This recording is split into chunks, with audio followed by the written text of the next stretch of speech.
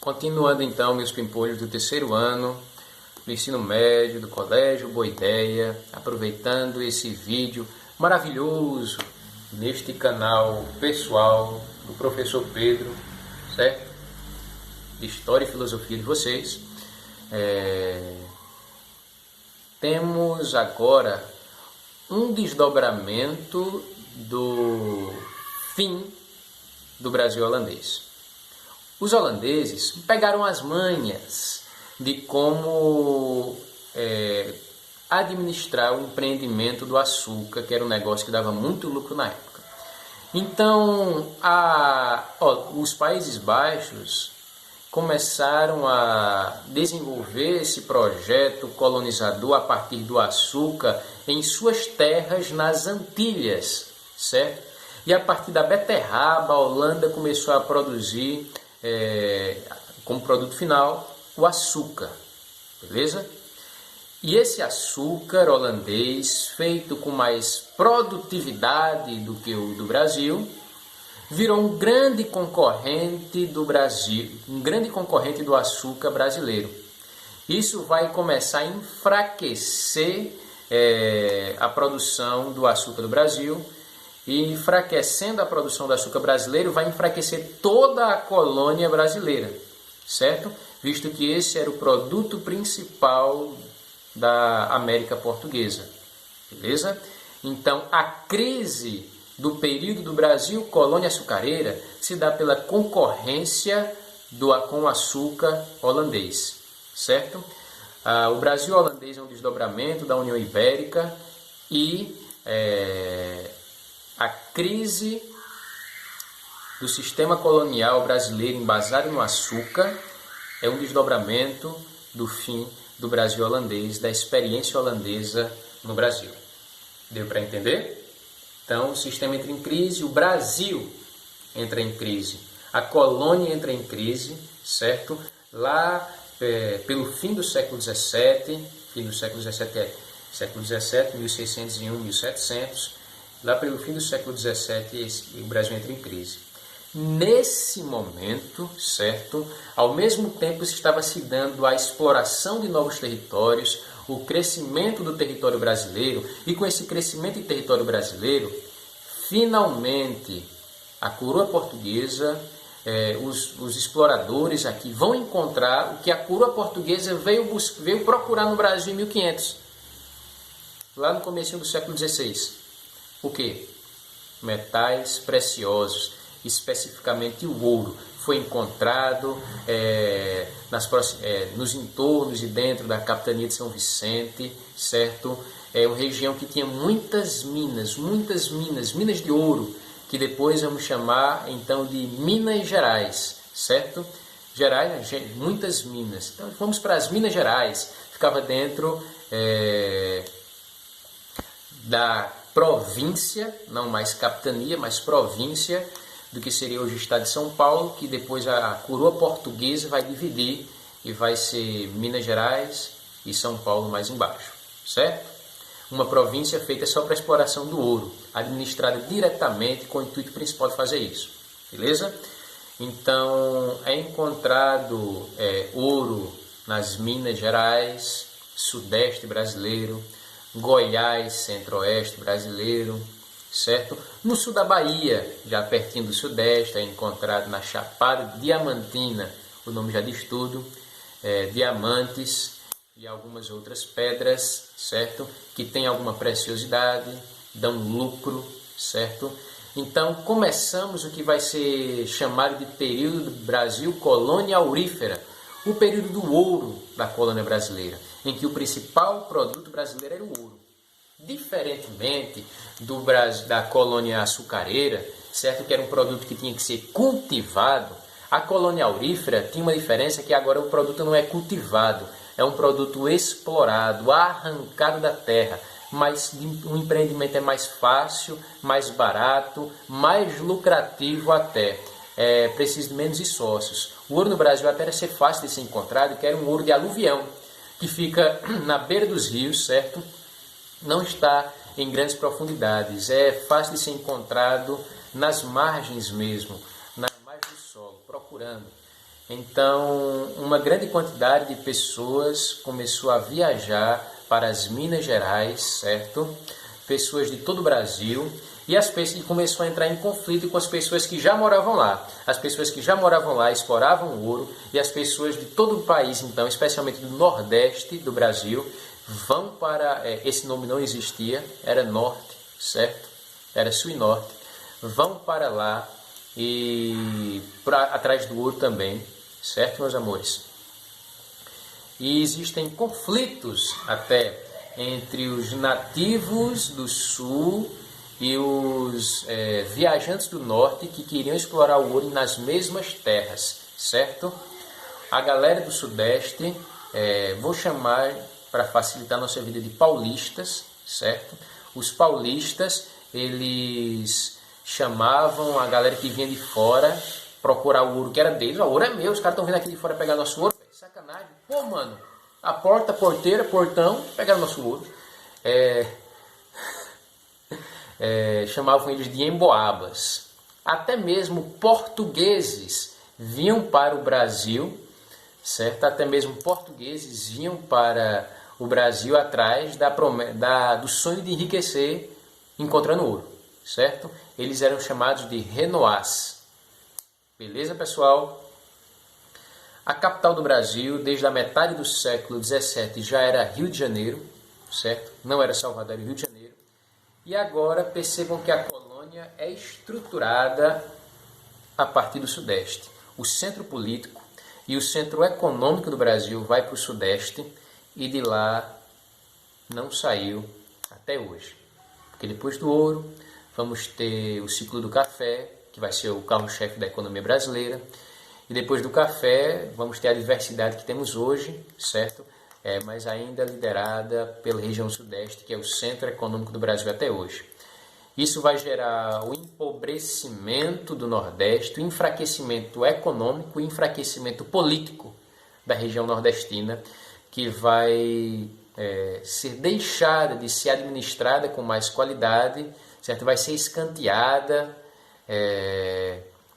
pela coroa portuguesa, que vai priorizar a administração da região que hoje conhecemos como Sudeste do Brasil, certo? Porque essa era a região que começou a dar lucro a partir do ouro, certo, pessoal? Essa é a colônia aurífera, basicamente. Temos até um começo de êxodo de mão de obra escrava da região norte, ou que chamamos hoje de Nordeste, para a região Sudeste do Brasil. Até a mão de obra começa a ficar um pouco mais escassa no Nordeste, certo? Continua o cultivo da cana-de-açúcar, principalmente. Temos também outros cultivos como cacau, ilhéus, o algodão em algumas outras regiões, certo? Mas principalmente a cana-de-açúcar, a produção do açúcar continua, só que agora não mais como os tempos de ouro do açúcar, certo? Porque agora o tempo de ouro do Brasil é com ouro mesmo, certo, pessoal? Temos essa nova situação, essa nova estrutura do Brasil colônia, certo? Bem, vamos retornar um pouco e lembrar de uma coisa importante, que é a parte que, através do entendimento disso, você pode entender todo o resto do Brasil colônia. O entendimento do que significa o pacto colonial, o sistema colonial. O Brasil está dentro do sistema colonial, que é a relação entre colônia e metrópole, certo? A essência de que a colônia vive em prol dos interesses da metrópole, certo, meus pimpolinhos? Certo, meus amores? É isso. E dar lucro à metrópole através de impostos, de início o lucro do açúcar e o lucro do comércio das pessoas negras para serem escravizadas, certo? Depois vai continuar dando lucro para a metrópole por meio de impostos e agora continua dando lucro por meio do comércio negreiro, e que depois vai, no século XIX, vamos confirmar e chamar de tráfico, porque se torna ilegal, certo? por meio da Bioalberdin, mas isso aí é para depois.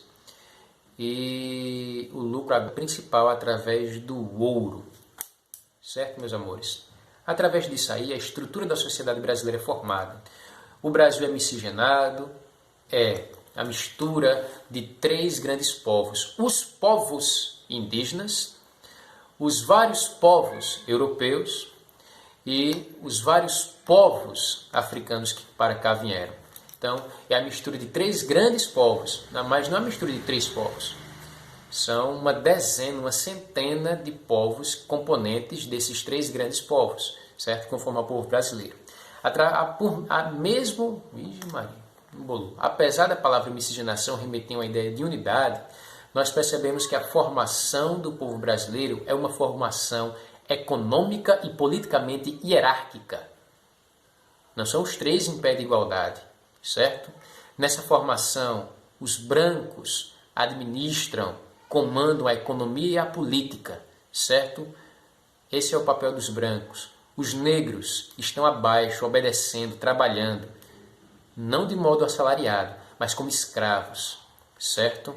Sendo considerados nem sendo considerados humanos em muitos casos. E qual é o papel do índio? O papel do índio é a falta de papel. O índio foi escanteado, lançado para longe, certo? O papel do índio na sociedade brasileira foi construído através da falta de papel, ele ser mandado embora, certo? É assim que construíram o papel do índio. O branco construiu o papel do índio na sociedade brasileira. O papel do negro trabalhar, e o papel do índio administrar. O papel do branco administrar. Então, é um sistema que não muito similar ao sul dos Estados Unidos. Muito similar. Não tem a segregação igual a dos Estados Unidos, mas existe. E é violenta e é terrível, certo? É diferente. O racismo no Brasil, consequência desse histórico escravista de séculos, certo? É uma realidade com suas diferenças em relação ao racismo nos Estados Unidos. Ambos existem, ambos têm suas semelhanças e ambos têm suas particularidades. E o racismo no Brasil deve ser pensado do modo brasileiro. Mas isso aí dá outra aula, essa realidade dá outra aula e outro momento, certo? Aí eu tenho que me planejar, aqui eu só estou falando de cabeça que a gente tá só para fazer uma revisão do assunto. Beleza, meus amores? Bem, vamos lá. Outro termo importante de se entender, além da Brasil colônia, do sistema colonial, do que é colônia, é o plantation. O plantation, ele ajuda a explicar e estruturar a colônia brasileira e o sistema colonial, certo? Assim como nós estudamos ano passado que o coronelismo ele ajudava a estruturar a política do café com leite e a política dos governadores, o plantation ajuda a estruturar também o pacto colonial, certo? O sistema colonial. Plantation é um sistema que encontramos também no sul dos Estados Unidos, certo? E ele tem... Meu filho chegou, o pessoal chegou, vai começar a zoada, mas a gente vai tentar continuar o conteúdo até acabar, certo? Vamos lá. Plantation é justamente... Tá acabando aqui, tá quase, por favor. O plantation é uma relação marcada na colônia pela monocultura. Mono cultura, cultivo, trabalho. A monocultura do Brasil era do açúcar, nos Estados Unidos, no sul dos Estados Unidos, por exemplo, era do algodão, certo? O plantation, então, marcado inicialmente pela monocultura. A colônia tinha um produto principal, certo? Um produto principal. A segunda palavra é a exportação. Esse produto principal não servia para atender a colônia, ele servia para atender o exterior. Mais especificamente, esse produto iria somente para a metrópole. exclusivismo colonial. A colônia vendia só para a metrópole, só vendia para outro lugar se a metrópole quisesse, permitisse, fosse do interesse econômico da metrópole. Então, um produto só que a colônia faz. E esse produto vai todo para a metrópole. E a metrópole que distribui, vende esse produto para o mundo, certo? Quando esse produto sai da colônia para outros lugares, é com a permissão e com a administração da metrópole. Tranquilo? Além da exportação e da monocultura, temos a escravidão, certo? Qual é a maneira de o lucro aumentar? O lucro aumenta quando os custos da produção são menores. Nada melhor do que para reduzir custos do que não pagar funcionário, certo? Eles mantinham os escravos, de modo não assalariado, obviamente, gastavam com os escravos, gastavam o mínimo quanto possível. Uma roupa de pano de saco, uma comida muito simples, certo? Uma alimentação muito simples, uma moradia muito simples e só, certo? Então, a escravidão fazia com que os custos da produção diminuíssem e que a produção fosse feita em larga escala, porque você podia, se você não vai pagar funcionário, você não tem medo de contratar, você pega quantos precisar, porque ele vai trabalhar por meio da chicotada, da chibatada, da violência, da opressão, certo? Se não tivesse lei trabalhista, aconteceria coisa parecida, viu? A gente só obedece à lei, certo? Bem, meus pimpolhinhos, a escravidão se conecta com a exportação, que se conecta com a monocultura, certo? A ideia da monocultura é justamente de que nenhum país... Isso eu já expliquei para vocês, né? Não precisa explicar de novo não, o vídeo já está comprido, plantation, então vamos rapidinho. Nenhum país vive de um produto só. Todo mundo começou açúcar aqui, até que isso acontece de modo indireto, mas todo mundo começou açúcar, não existiria país. Então, a ideia de um país produzir uma coisa só remete à ideia de que ele não está produzindo para ele mesmo, está produzindo para fora, para outro lugar, para ser exportado, certo? E a ideia da escravidão nos lembra que essa produção é em larga escala, que tem tudo a ver com monocultura, uma gigantesca produção de um produto só, em larguíssima escala, feita não só para atender a demanda do país, que é uma demanda limitada, mas para atender a demanda do mundo todo, que é uma demanda que está sempre em crescimento, certo? Então, é isso. Faltou dizer também que para cá vieram, juntamente com o governador-geral,